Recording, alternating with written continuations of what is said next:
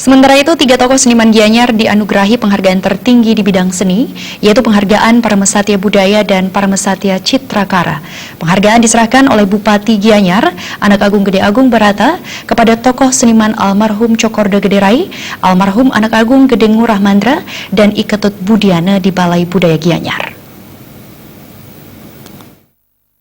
Penghargaan Paramesatya Budaya dan Paramesatya Citrakara adalah penghargaan tertinggi yang diberikan oleh Pemkab Gianyar kepada tokoh seniman, pelaku seni dan masyarakat yang layak diberikan penghargaan sesuai kriteria yang telah ditetapkan. Seperti ditegaskan oleh Kepala Dinas Kebudayaan Kabupaten Gianyar, I Gusti Ngurah Wijana, penghargaan yang diberikan kepada ketiga tokoh seniman tersebut telah diawali dengan pengamatan, diskusi para ahli budaya, dan kajian akademis yang dipandang patut dan layak diberikan penghargaan tersebut. Setelah itu dilanjutkan dengan verifikasi oleh Dinas Kebudayaan untuk ditetapkan melalui SK Bupati Gianyar. Tak hanya itu, selain verifikasi data, juga dilakukan kunjungan lapangan untuk memverifikasi dan melengkapi administrasi calon penerima penghargaan yang telah dilakukan pada bulan Desember 2017 dan Januari 2018 lalu.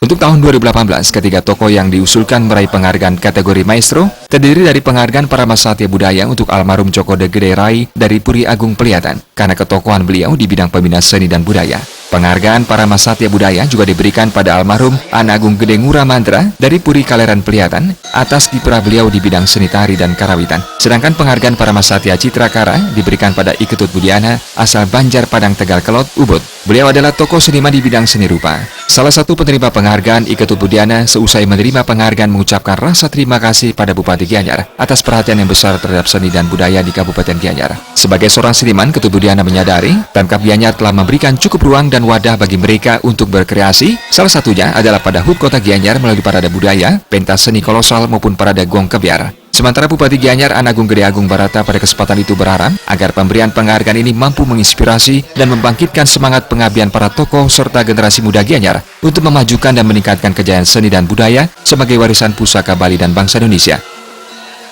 Dari masyarakat Gianyar biasanya hujan ini jarang, nggak penuh ini. Sekarang dari tadi udah penuh, berarti seniman di Gianyar masih mempunyai semangat yang tinggi.